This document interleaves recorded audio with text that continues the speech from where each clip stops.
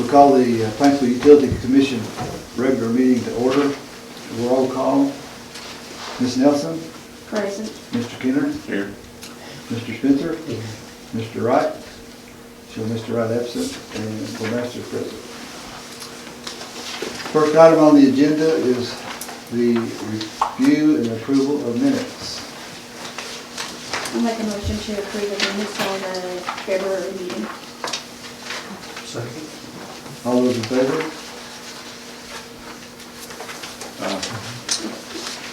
Motion carries. Motion carries. Just barely.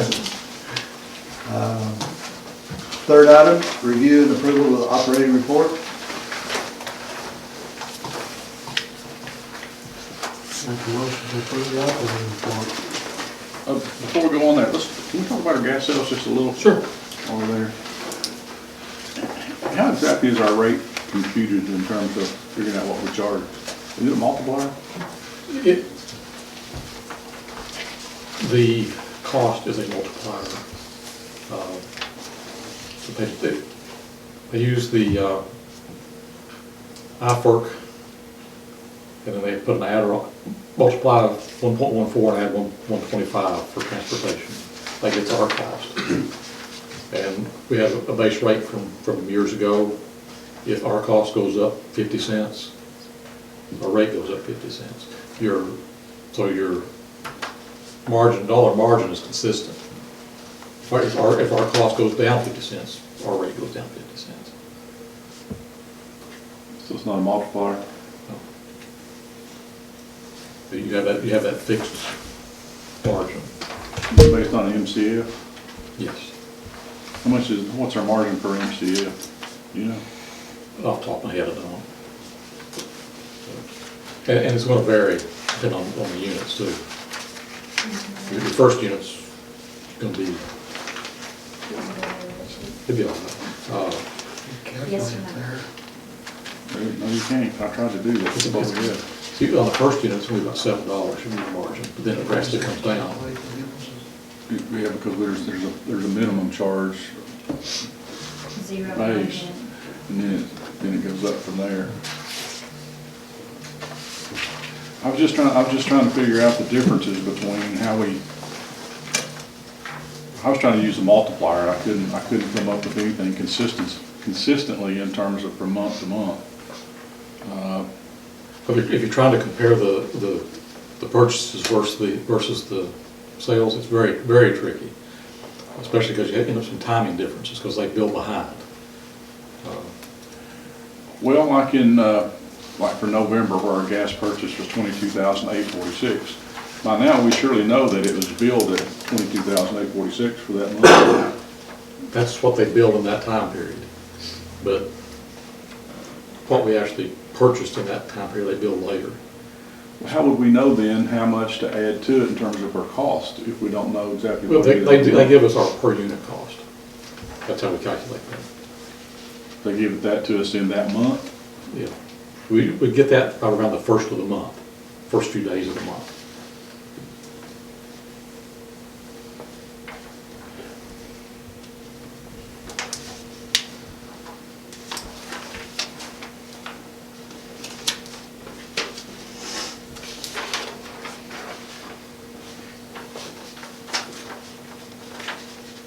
And per unit being an MCF? Yes, that is one thing that got cleared up when EQT sold out to Diversified. They actually do build an MCF. As well as decatherm? Yeah, when you have to try to convert it. Okay. Now, do we have a separate contract with them now that they sold out? There's a transfer? I'll give you a contract that's month to month.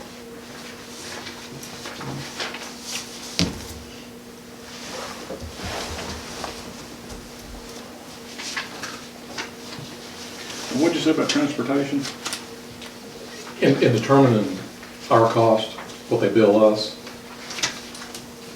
they multiplied the TCO IFERC is the rate they use. They multiply that times 1.14.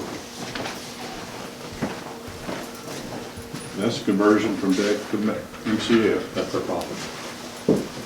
That's their profit margin. And then also the conversion rate? No. What's The conversion rate they were using was 1.27. But then they add $1.25 for transportation.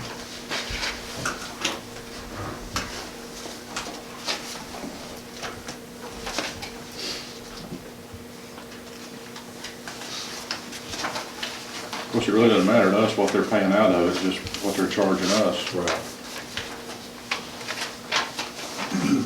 But that carries straight over from EQT, it's the same formula.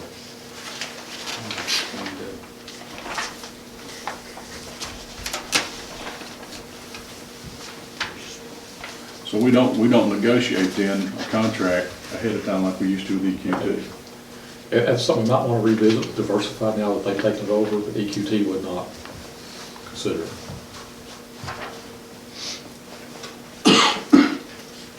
When was that transfer? It was completed about a year ago.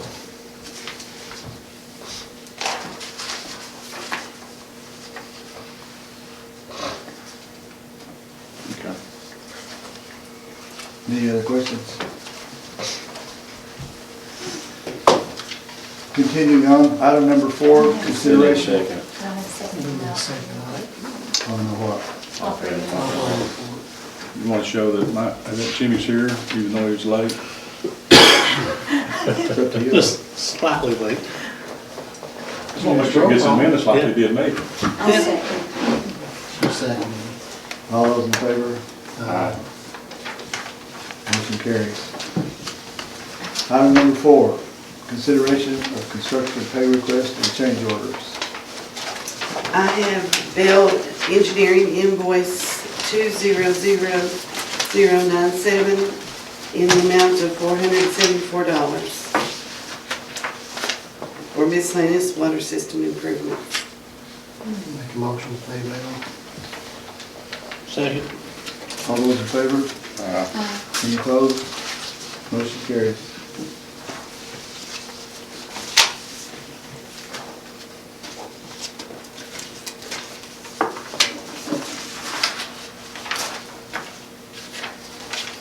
Is that the only one you have? That's all, there's not any more.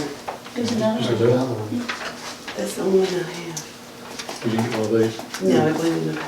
Okay. And the first act you gave us just had one. It's a Yeah, different one. That was a different one. We just got the one from Bell today. There was another one from Mountain Enterprises. It's invoice 293201-1B, $6,172.74. That was for repaving the street, diversion of stormwater from sanitary sewer. Be funded with Paintsville Utilities. Make a motion to pay Mountain Enterprise. I'll second. All those in favor? What was that for again? It's the street beside City Hall, where we had to put a storm sewer in, get it out of our sanitary, and had to repave it, and they just billed us for it. First, we just got it, Talking about they being the, Mountain Enterprise. Have a motion and a second. It was ours. Is there any, all those in favor? Any opposition? Motion carries. Item number 5, review approval of monthly invoices. A, legal service invoices. Okay, we got these printed out wrong. We're doubled up on the one for $340. The last one should be for the Pal Addition project, and it's only $40. So the last one should be 40. 450 on the first one, correct? I make the motion, we pay the Blankenship Law Offices for 3 invoices with an active section. I'll second. All those in favor? got me. Any opposed? Motion carries. Other operating invoices. Doesn't know that. Nothing ordinary. Make a motion to pay the other operating invoices. Second. All those in favor? Aye. Any opposition? Motion carries. Item number 6, departmental reports. So if anything happens since you submitted these, we need to report. Nothing about ours.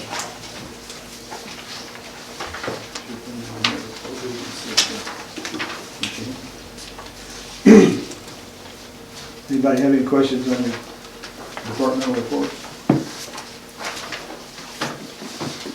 Anybody wants to talk about the membranes?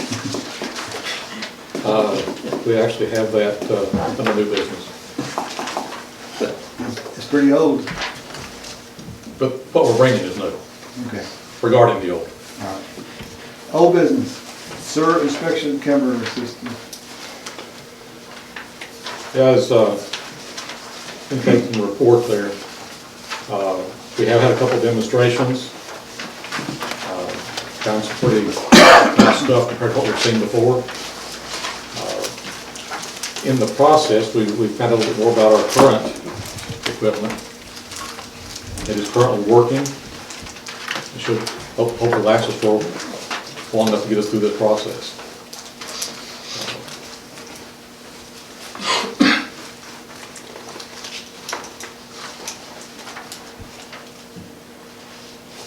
So at this point, we need to refine the process, define our requirements for the RFP and get that out. If everybody's on board with that. Got the money? We have to see what comes back. We're hoping we can get a grant for about a third of it. We're probably talking 150 plus, maybe 175.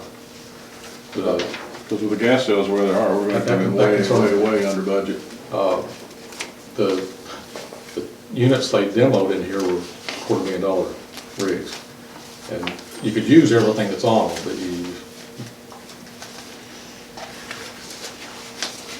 but in part of it may just leave us see how this whole camera does. It does not go every place that this one new one will go. If you've seen that in the notes there or not, we found an I&I issue where our camera wouldn't go. We're going to get back in and address that. I'm not sure how we're going to see it. Let's try to rig something up and see if we can get in there with a push cam. Personally, I think I'd just kind of like to push this back until next year and then put it on their capital. I'm good with that. What I want to try to do though is find out how long these grants are good for. But I agree with that thought process.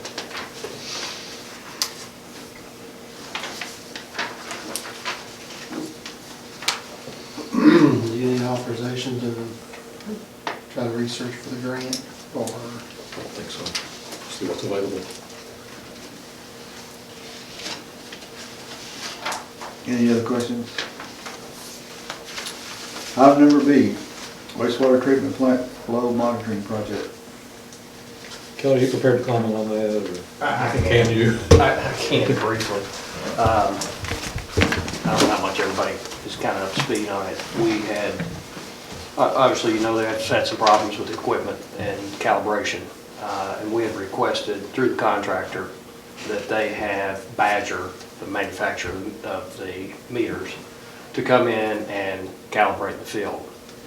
They, on February 21st, a Badger tech support got with Goggins' electrician, and they attempted to make that adjustment over the phone. After doing so, the effluent meter went in the wrong direction. Not really real sure why they even attempted to adjust the effluent. But at this point, we've continued to push. We want their tech on site. And at this point, they're telling us hopefully by the end of this week, they'll have somebody on site to actually look and try to troubleshoot what's going on with that. You think it's just a calibration problem? Mitch thinks so. There was a comment I saw this morning and kind of looking through some notes where they had commented that it didn't appear the influent meter had been calibrated in the shop. So at this point, we think it is, but we need somebody on site looking at it. The other thing is making sure that it is properly coordinating with SCADA system as well and getting proper readings there. I don't know, Bob, if your guys have been, you can manually read it, and I don't know if they have been comparing that to the SCADA to make sure those match up. Sure. Yeah, but that's something else that needs to be looked at. It could be something like that too. It could be, because we had spec'd a completely separate SCADA system to a standalone computer. As a change order came back and tied it into your existing microcom system, which has all your SCADA, not only at your wastewater plant, within your whole system. So that's the plan at this point, is hopefully they're gonna be here sometime later this week. Is that the only difference between the one you all originally suggested as compared to what's put in, or? It's a mag meter, Tim, so that's a type of meter. Badger is a manufacturing brand of that mag meter. They had a problem initially with the first one, Bob, and actually sent it back, correct, and then. It wouldn't report to the SCADA system. Correct, and they took it out, sent another one back in. So trying to get confirmation on the one that they sent, if it was properly calibrated. So those things, they're supposed to be calibrated at the manufacturer, but we don't have any confirmation or literature on that to know that that occurred. That is still a lot of confidence, does it? The fact that one had to be sent back and we still have issues? Correct, correct. And the question about whether it appears to be the influent, we also have a mag meter on the depot pump station now, and it's more consistent with the effluent, kind of reasonable ratios. So.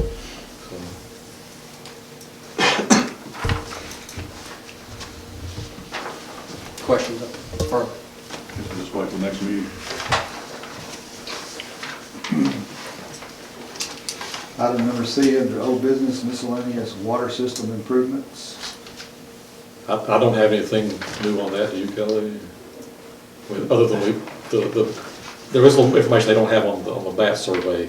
Okay, so I'm not sure how aware everybody is that we got some curveballs thrown at us on the environmental side.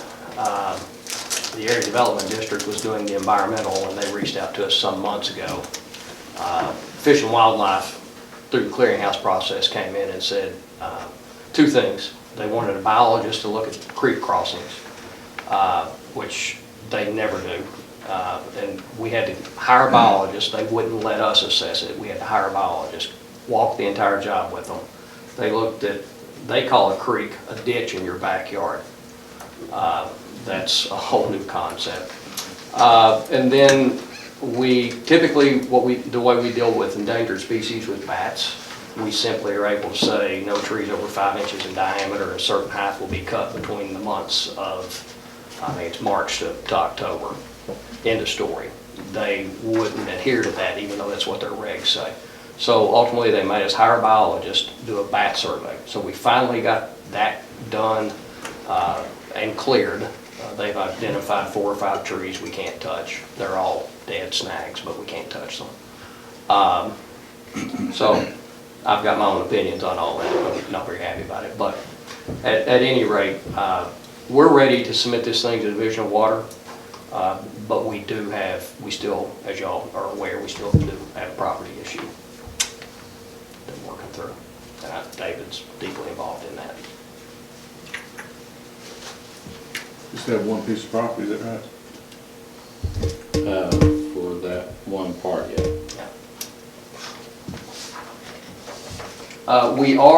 We do have a time frame issue. Yeah, that's the most troublesome thing right now. We're actually on an extension now. Yes, so the ad, the KIA loan was going to expire. The schedule was set to expire December 29th, I believe, Bob, of last year.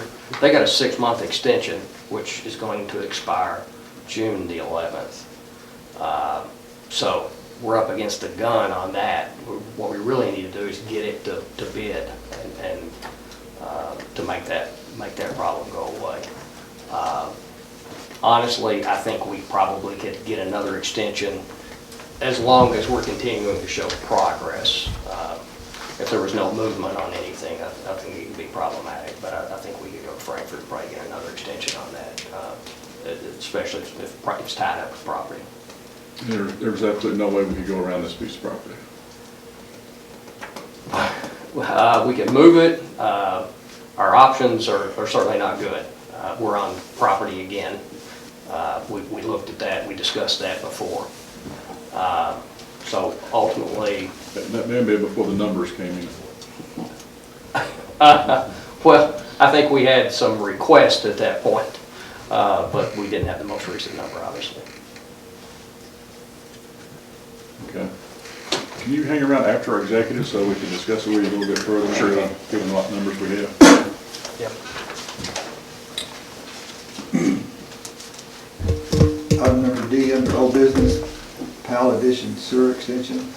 Yeah, we're working through the final checklist items on that. And one of those is to request approval to advertise for construction bids, item number 94. Do you have anything to add on that? No, we're just need to do that, and that's a request that we've drafted a letter for your benefit to put on your letterhead and request that. You want to discuss the hang-up that we have there on the Van Leer project? Are you aware if that's out for bid again? I actually put a phone call in this morning, I didn't get a return call. Okay, So- that's actually, I got that next on the agenda here, but it ties right in. Perfect. It actually, we're never giving the exact date, but those bids were due about now. Okay. Did they revise the budget? They did. They shifted some cost to another party, Okay. not us.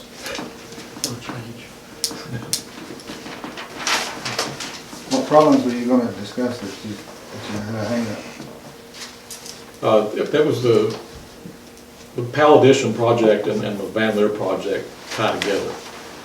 And that relates to the main pump station as part of the Van Leer project we'll be utilizing for PAL addition. We're taking all the PAL addition flow to that project's pump station. If that project fell through for some reason, then we're in a position, we would have to design a pump station to handle the PAL addition flow. That's not currently in the project. Just the way those things lay, they fell together almost perfectly.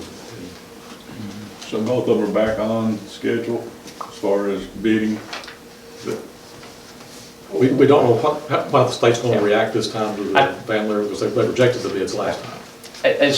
As soon as they bid the Van Leer project and we hear that it's within the budget and they're moving forward, I would suggest that if we can go ahead and do it now, is request permission to advertise and bid with RD.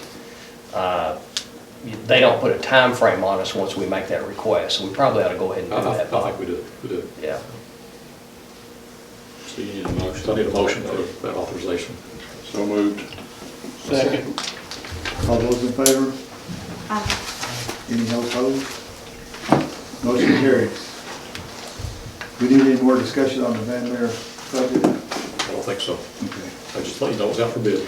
Item number F, refinancing proposal. Yeah, we can go into as much detail as you want to there. The main thing is, need to let you know, is the city council did very quickly unanimously approve that bonding. Information it was developing pretty quick, I didn't have available last month. The projected savings as a result of this two-part refinancing is just under $1 million. And it's quite possible the bids come in, it may be over $1 million. It'll be in that range. Item number 8, new business, Paintsville Lake cleanup. Yeah, last few years, Commission has participated in terms of funding prizes for some of the winning groups.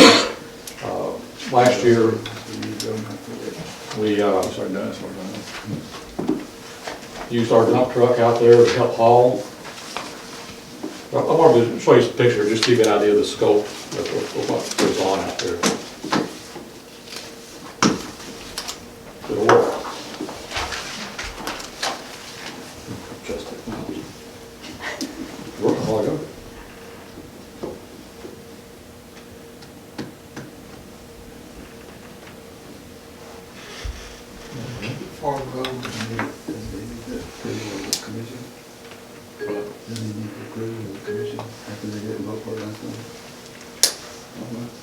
There it is. Okay. That's on the, We can ask. it's on little tank, you know, where trash collection booms. Same location, different time. Another time. That's what our truck looked like at the end of the contest last year. Our guys were there in support of the winning group, actually. If you look to the left, you see Craig Welch standing there.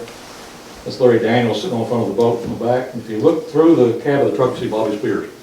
He's trying to hide, but he didn't get away with it. Who was the winning group? That was Mayo Methodist Church along with Kiwanis Club. A lot of times groups will pair up. Oh, Something that appears to be happening right now, I can't have a part of this, but on their own, a group of our employees appear to be trying to organize a group to participate picking up trash this time. That's good.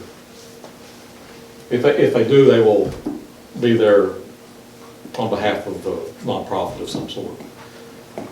The day of the contest, we saw this stack of tires up on the hillside and we weren't able to get them. That guy sitting behind you there on the lead, Craig, just kept talking about those tires.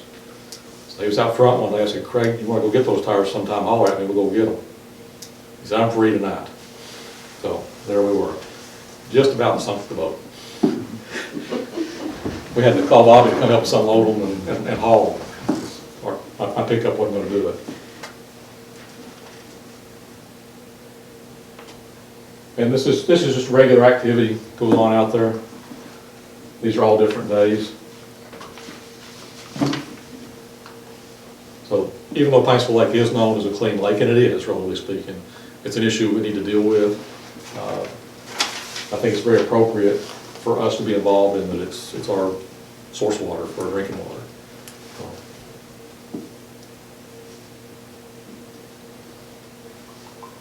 And we get a few tires. That smaller tire is 15-inch car tire, just to give you an idea.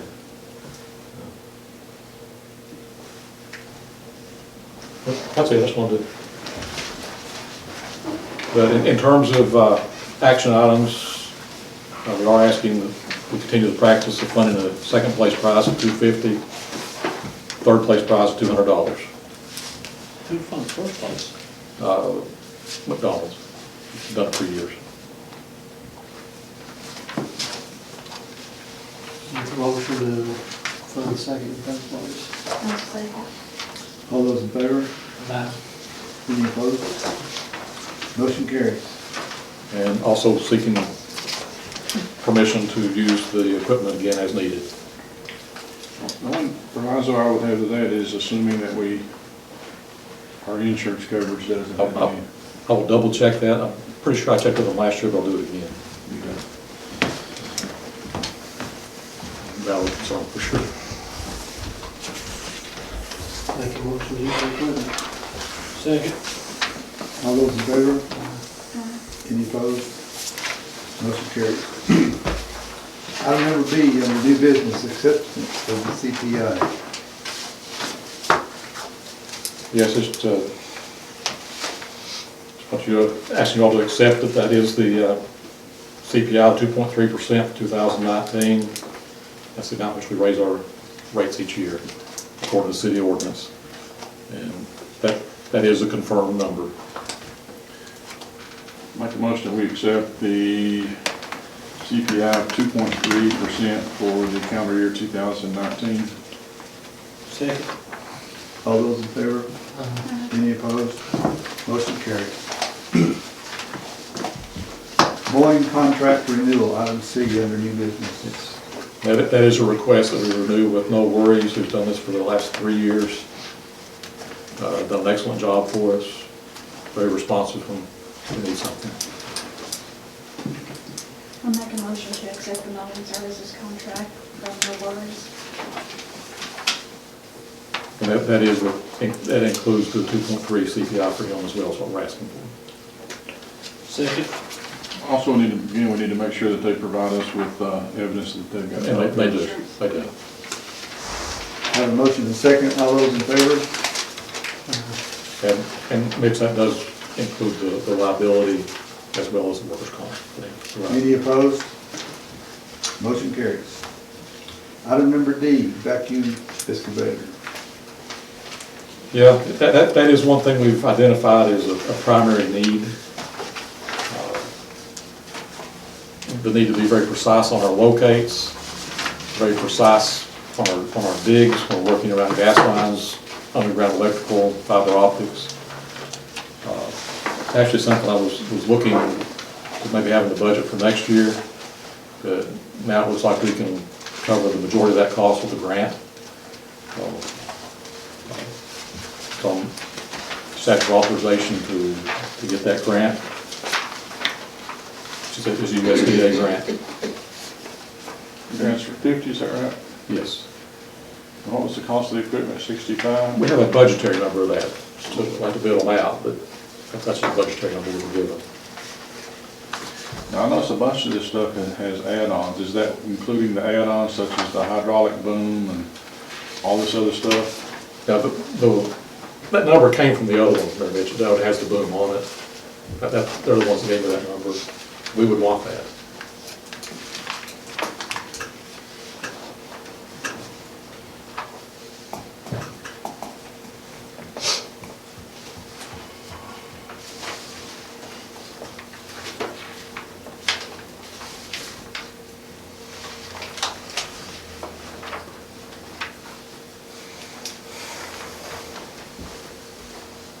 So you just want a motion to apply for the grant? Yeah, we have to apply for the grant and have a budgetary number for that, and then we'll have to bid it. I'll make a motion to authorize me to apply for the grant and go at that point to evaluate the cost of it.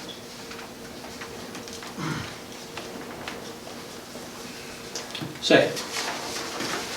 Isn't this a lot like our old little small pump back? Minus the hydraulic arm. Yes. It's pretty much still got your vacuum in your barrel. It didn't, the old one we had, are you talking about the one we still have? Yeah. That's a jetter. No. For cleaning the sewer lines, like a high pressure, it's not a vac. This needs to be replaced under the general back. No, it's not a No, it's not a generator, generator. it's back only. Now, at one time, they had what was called a Vactron. Yeah. It did have, it's gone. What I did. It Rotted down. wore out. It was surplused 3 or 4 years ago, Yeah. but it was done. It did not have the hydro excavating capabilities, that's newer. Have a motion and a second. All those in favor? Any opposition? Motion carries. The one on the bottom right now, the other one is the same brand as what we have. Item number E, water treatment plant membrane report. Dave, you ready? Under new business, as also old business. What's old is new. So I think you all have this in your packet, but it's a draft, so if you will, just kind of look at this one. I've been reviewing this morning, I changed a couple of numbers in it just to see whether it didn't change the outcome, but kind of walk through briefly. Bob had reached out to us last fall and asked us to take a look at what might be some options for membrane replacement getting away from Suez. And I'm aware you all have had some problems with deterioration and replacement of your membranes, probably since the beginning of startup of your plant. Probably seen more breaks than you normally would or should. Well, let me back up and give you a little bit of history. Xenon was the manufacturing name when your all's plant was designed. But by the time it was built, I don't know if it was Xenon still at the time or GE. So GE bought Xenon. And then, so at some point, that division of GE was purchased by Suez. So if you see those names through here or in conversation, they're interchangeable. So Bob reached out to us. We've designed several membrane plants in Kentucky, so we have some familiarity with the different processes. We have designed GE plants as well. We've designed Paul plants. They're different types of plants, but they're membranes. Different manufacturers, and they operate a little differently. So we know some of the manufacturers, we know the equipment, and we kind of understand how they operate. So we were taking a third-party look for you at what makes sense as far as replacement. And ultimately, that was, I know Suez has given you a proposal to replace those membranes. So we've looked at options, what options are out there as far as bringing a different manufacturer in to replace. Item 3 down there, the replacement alternatives. There are 4 companies that are providing 90–95% of all membranes for water filtration in the market. Sashi, they are in partnership with Paul, a name I mentioned earlier. Avoca, which used to be Memcor, and that is a more common name and a name I'm more familiar with. Pentair, X-Flow, and now Suez, formerly known as GE or Xenot. Those are the major players. And a way you kind of get to, a lot of times the way you choose a manufacturer, and I think you guys did this. Please understand, for those of you who weren't around at the time, we weren't involved in that. But typically you would pilot. And then back in those days, the state even required piloting. Did piloting happen here, Bob? Yeah. So what you're doing, it's not a matter of necessarily who's the least expensive. So you're not just looking at capital cost, or you shouldn't be just looking at capital cost. You're looking at, should be looking at a 20-year present worth analysis. You're also looking at parameters on performance, and that pilot helps you determine output and what kind of results you're getting, and most importantly, how those membranes react to your water source.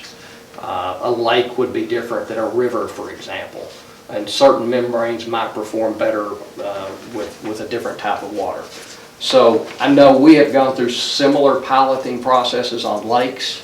I know one we piloted on Lake Cumberland several years ago, and we piloted GE, we piloted Memcor was one of them, and Paul.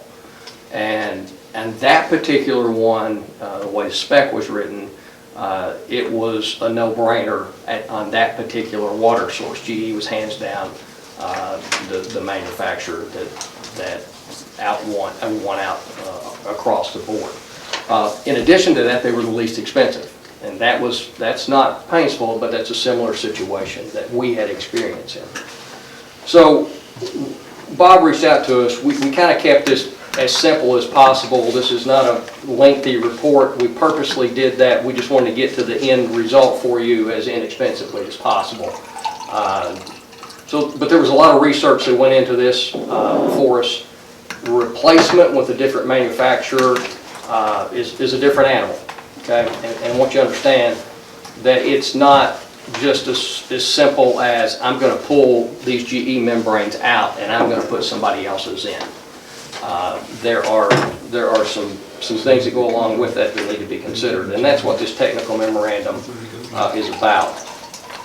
On item 3.1, there's a chart there. Pay attention to that. So you see the ultrafiltration, the second one down? That is, ultimately, that is what you have currently, ultrafiltration. What that is that's about the pore size, and that's what gets through the pores in the membranes. We were able to get quotes from 2 other manufacturers, okay, that as a potential replacement for you all. That was a lengthy process, so I apologize it's taken us a while to get back with you, but it was a very lengthy process in getting answers out of these folks. There was a lot of information they wanted to know, needed to know, but we did get proposals from them. I'll let you know that of the two that we got, only one of them is ultrafiltration. The other is microfiltration. And what's the difference? And it's blocking things like, for example, and this is pretty important with some of the things going on in the world right now, virus. Okay? What you have will block certain viruses. One of them, what we looked at, would not. Okay, so that's a pretty important component. So, in summary, we were able to get proposals. You already had one from Suez. We were able to get one from Avoca, or Memcor, actually now owned by, or previously DuPont as well. So these guys, it's just like trading on the stock market. It's kind of like, it looks like a good thing to do, so these major companies come in and they're going to buy these guys up. So understand that somebody didn't buy DuPont, they operate DuPont, GE, those guys, they have a water division. So they're buying that water division of those companies. And then the other was Sinor, okay? Sinor Water America. They're the ones that are the ultrafiltration, no, I'm sorry, the microfiltration, not the ultrafiltration. So let's focus on the last page, page 4. There's a chart. And basically what that is just kind of taking some key components and comparing for you all. So on the left are some parameters that are important for you to consider, and looking at the three that we have quotes from. You have Suez, Memcor, and Sinor. Jump down the membrane module, that's the old ZWE 1000, I mentioned that earlier. That's very common. That's what we see with the ZWE, or not ZWE, what's the manufacturer? Who were they at the time? Xenon. ZWE was the type of membrane. 1000. They actually make a 500 that you see in wastewater systems sometimes. Those are they're a bigger membrane, beefier, heavier. They're really out of line for water systems, but you see them sometimes in wastewater systems. Sometimes you'll even see them for crude oil and those kind of things. So let's look down at filtration rating. Okay, this is what I've been talking about. Suez is a 0.02 micron. That's the size of the pore, the opening. Memcor is a 0.04 micron. And the Sinor is a 0.1 micron. So that puts Suez and Memcor in an ultrafiltration, meaning they can block viruses. That 0.1 takes that Sinor and puts them in a microfiltration level. Okay? Meaning the pore sizes are larger. You get more bacteria that can push through those things. Another super important thing for you to look at is capacity per train. So your membranes were built to where you have some extra capacity in there. You don't have, they're not completely full, so you can add capacity, correct? Correct. Okay. So if you go with one of these other manufacturers, you're going to lose that capacity because of the way that they have to be assembled, and it's not just a direct change, okay? So you don't take those cassettes out and just put new ones in. You have to restructure them, so you're going to lose that excess capacity that you already paid for if you switch manufacturers. The other thing that we looked at and understand, once again, it's not always about cost, so that's the reason we looked at some of these other things. The replacement cost per train, the quote that you have from Suez is $156,042. The Memcor proposal that we got was $455,625. And the Sinor proposal was $313,875. So they're really not even in the same ballpark when you start looking at the cost. You only have 4 trains, correct? Yes. Yeah. It'd be So, about 624,000. yeah, so take those numbers and multiply them by, you know, if you were replacing all 4, take those numbers and multiply them by 4 is what you're looking at. So in summary, this is, like I said, this is pretty brief for you, but just in our experience and the information that we're able to find through research, through talking to other folks, talking to manufacturers, talking to all these manufacturers about pros and cons, we really, in our honest professional opinion, we don't recommend switching at this point. Controls are another potential issue for you. The current membranes you have are set up on the current controls you have within your plant. Modifications have to be made for the control components. The other thing that you have to keep in mind, you get 2 different manufacturers on site. So you would keep, if you brought, for example, if you brought MEMCOR membranes in and dropped them in, you're losing pore size, you're losing capacity. But now I've got a MEMCOR membrane, and I've still got Suez or GE over here controls. You get a problem, then it's a pointing the finger, you know, whose problem is it? So those are a few of the reasons that in our opinion, we really wouldn't recommend that you shift gears and look about replacements. Is there not a price on the installation versus? The price you've got, it's pretty simple, Tim, quite frankly. You guys can do that, right? Yeah, that's what they've done. So your plant should be set up to where you've got crane hoist, and that's what they've been doing as they make repairs. They can pull those themselves, okay? So these other guys, they're going to have to come in and be retrofitted for them to fit. I look at it as taking a Ford engine and dropping it into a Mercedes or something. You know, it's not necessarily, everything just doesn't match up. Have we replaced a full train before? We replaced 3 out of the 4 full trains. That's what I thought. Yeah. We have 1 left.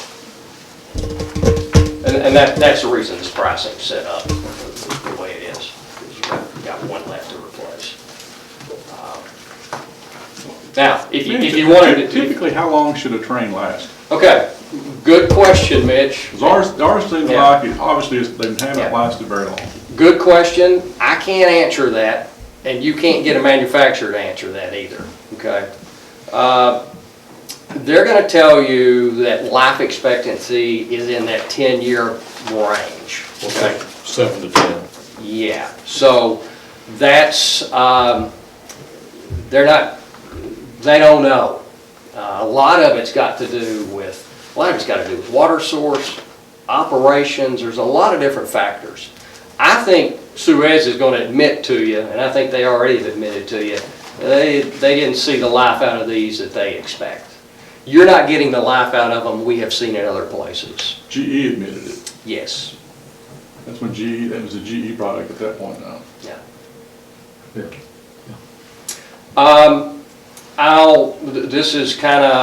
This is not a quote from anybody. This is, I can just tell you an experience, talking to all these guys, working with these guys. They need for membranes to work in Kentucky. I feel like that Suez, GE, they have incentive to make yours work and to get things right. It's a really bad black eye for them in Kentucky if they can't. Okay.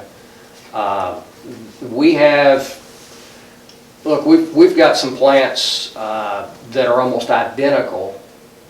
I can think of one in particular.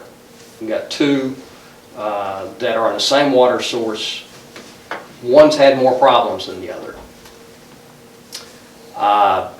There's some reasons for that I don't think apply here for you all. Okay. But those number of repairs that they've made, in that case, they would tell you that they're within what they reasonably expect to see. They'd like to see it less, but they're within reason. I think they'll tell you your alls are excessive, and they don't expect to see that as frequently as they have. Is that kind of what they've been telling you? One train, Yeah, on the new trains, yeah. they're performing really well. Yeah. We saw in the early years, you get, they have versions. It's like software. Okay, I got version 1, 2, 3, 4. And some of the really early versions had more problems. These things are not new. They've used them all over the world for many years. Tennessee has used membranes, holy cow, I don't know how long. They've got membranes all over the state, and it worked well for them. So I don't think you have a bad plant. I don't think you have a plant that's can't perform well for you. I really think it's a matter of, getting rid of those initial ones and getting newer ones in, and I think you're going to see better performance on them. That is really what I think. And, but I think if you go down a path of a different manufacturer, you're creating potentially a whole new set of issues for yourself. Once again, that's our opinion and our opinion only, and looking at the facts and what you've got in front of you. It makes sense to take a look, though. Yeah. There are companies now that a lot of them are Korean and Chinese, and they're just making replacements. They're hoping they can go out and just replace. Situations like yours, somebody gets frustrated, I'm just going to go in and throw these replacements in. Some of those hope to do it less expensively, but by the time they start retrofitting, I don't think that's what they've seen to be the case. And still, you want to make sure you have the ultrafiltration. Correct. That's very important. It really is. It's actually going to be key going forward in terms of your regulation. That's another thing. As y'all understand, membranes and kind of forward thinking too. Regulations have gotten more and more stringent over the years. And membranes are one of those things that can foul on you, and you have trouble pushing water through them for whatever reason. But I think I'm going to tell you that what you typically see is they produce good quality water. Yeah. So it's keeping you and helping you stay up to speed on regulations, not only now, but as new regulations come forward. Some of the other more conventional plants may struggle to meet those new regulations. Y'all really shouldn't have those issues going forward with the membranes. And not just the regulation, but the fact that we're providing good water to our customers. You are. You are. It's quality product in that sense. All right, appreciate it. We probably couldn't use Sonor anyway because they'd be quarantined.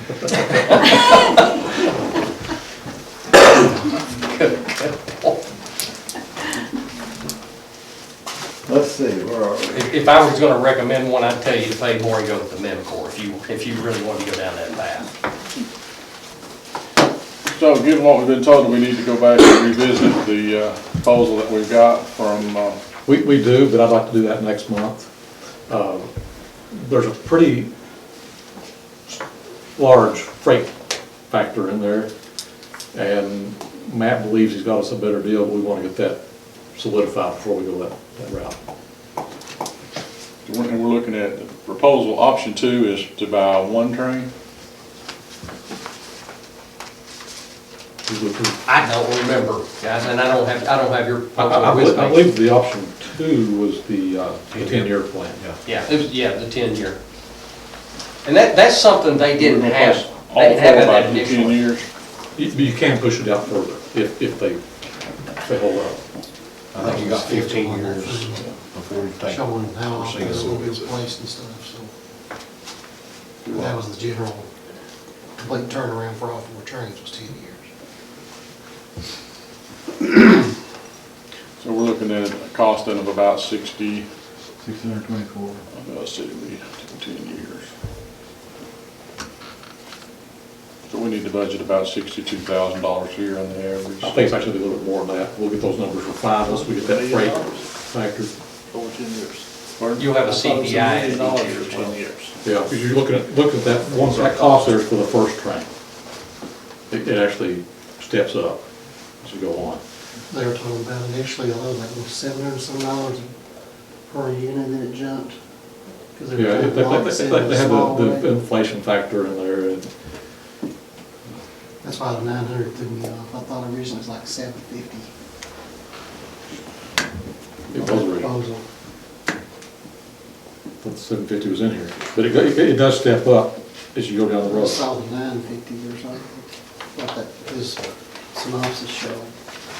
I thought it was 7 something. Okay, the 9-something factors in your on-site support and so forth, which we're paying anyway. And we'll need to continue to pay that. Somewhat negligible cost, as I recall. It's not bad. For what you get. We're supposed to get 3 days with the train, a new one, of on-site support.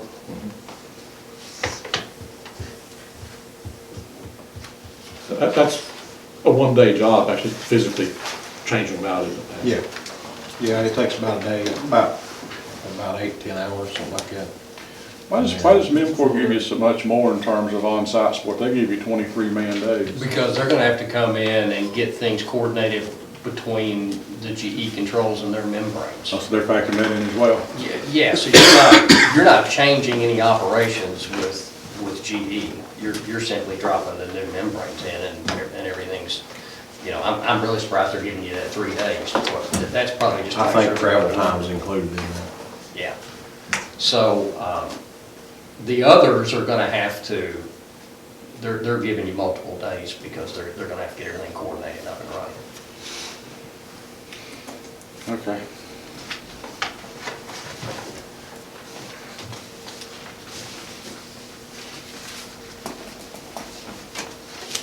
You need a motion or anything on that?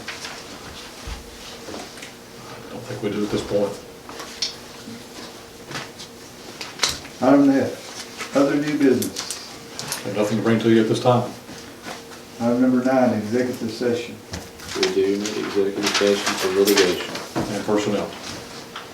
I make the motion to go into executive session. I'll second. All in favor? Motion passes. Executive session. Commissioners. Have a motion to call the executive back to order. I'll make a motion to come out of executive into regular session. Second. All in favor?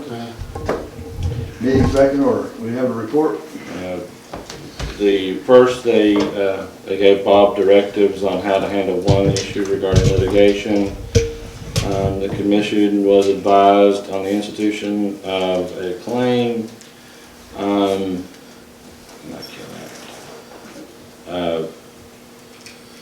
The commission did accept a recommendation from Bob regarding one employee.